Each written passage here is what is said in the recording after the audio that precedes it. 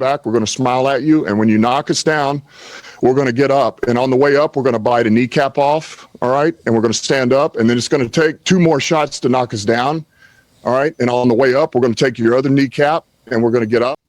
What's up, good people? Mark Holmes here. And as always, I want to say thank you all for watching, commenting, subscribing, and being part of the Joe Boo Sports Report. Without you guys, as well as you ladies, you know that this literally does not work. I hope you all are having a great day. And I know a lot of people are getting ready to get out of town for Thanksgiving and things, and be safe out there. You know, when I saw Elijah Clark on that play, I couldn't help but think about Dan Campbell, who was at the time thought to be a joke when he was hired as head coach for the Lions. They're like, yeah, typical Lions guy. He'll be there for 2 or 3 years and he'll be fired because he's not one of the hot coordinators out there. He ended up taking that Lions team and he's made them tough and gritty. And seeing Elijah Clark get knocked down, it instantly made me think of that speech because he gets in there. He says, you get knocked down.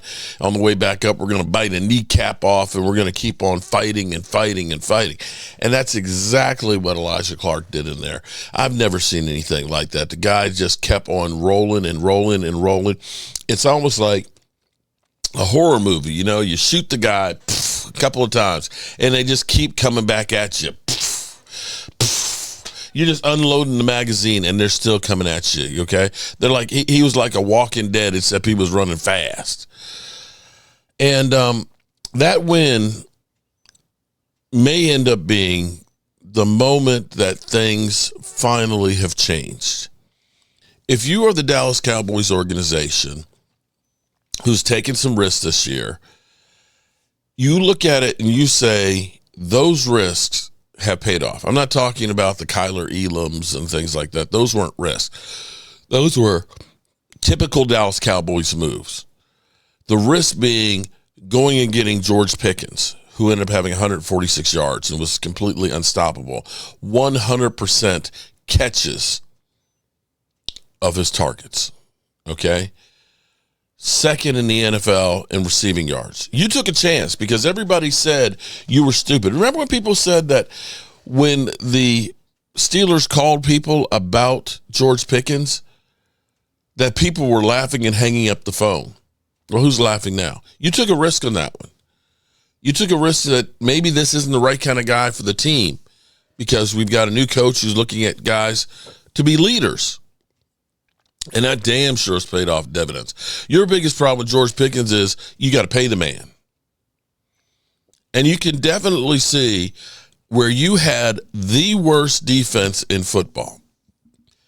The worst defense in football. And how much different is this defense already?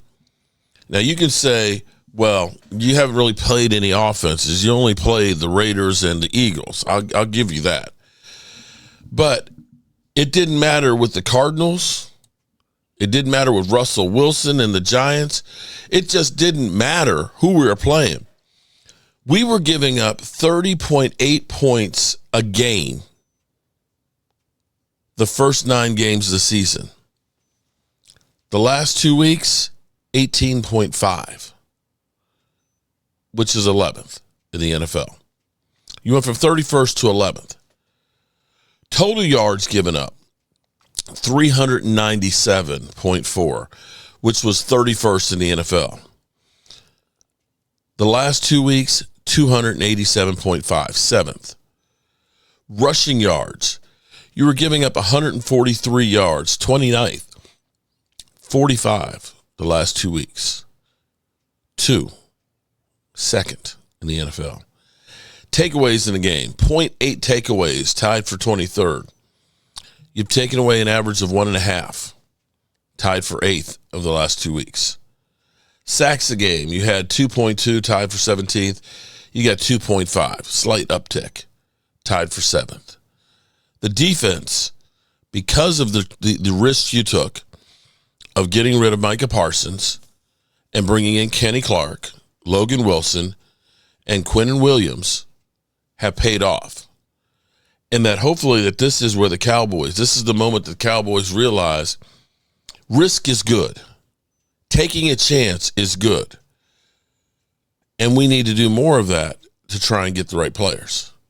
Now, Eagle fans, like I said, that maybe this is the moment that things change because you beat the Eagles. You can say the Eagles can say that this game doesn't matter or it didn't matter, it was no big deal and stuff. But some of these Eagles, they're outside, they're smiling. Oh man, it's nothing. Yeah, you're not gonna do anything in the playoffs. We still lead the division and everything else. But inside, they're hurting. They are shocked. That the Philly 500 literally last week did a video which he thought was cute, where he literally was talking about, this is the biggest game of the year. This is the biggest game of the year, and this is a playoff team and everything else. It's like, oh, he's calling the Cowboys? No. He was looking past to the Bears on Friday. Maybe it was a trap game for him. I don't know.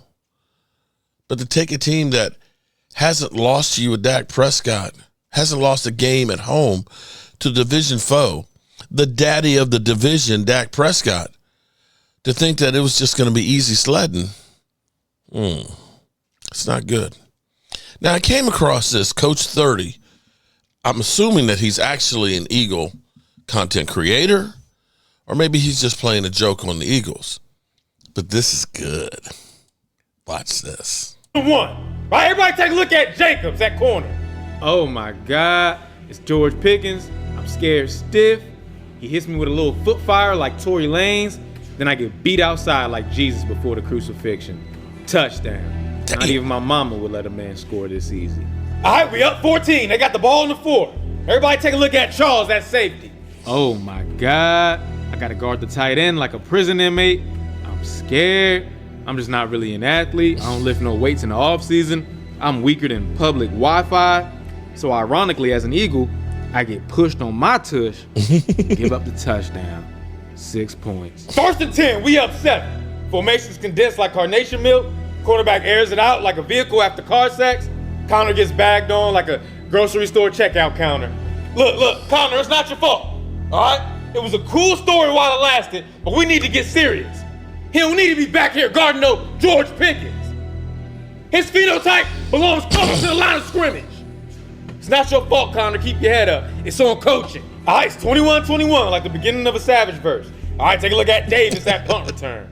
Oh my God, I shouldn't catch this ball at the 1, but I was watching Devin Hester highlights all night. I feel like I could be just like him.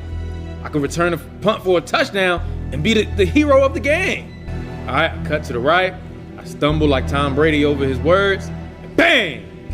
Get popped like a balloon on that dating show. Ball squirts out like... Hold up, can I ask a question? Why are we not breaking down offensive film? Y'all the ones that got shut out the whole second half? You the quarterback, man. Y'all need to figure it out. Well, maybe we had more opportunities to figure it out if you wasn't fumbling. Why can't you be more like your mama? She always holds on to the balls when she's getting hit.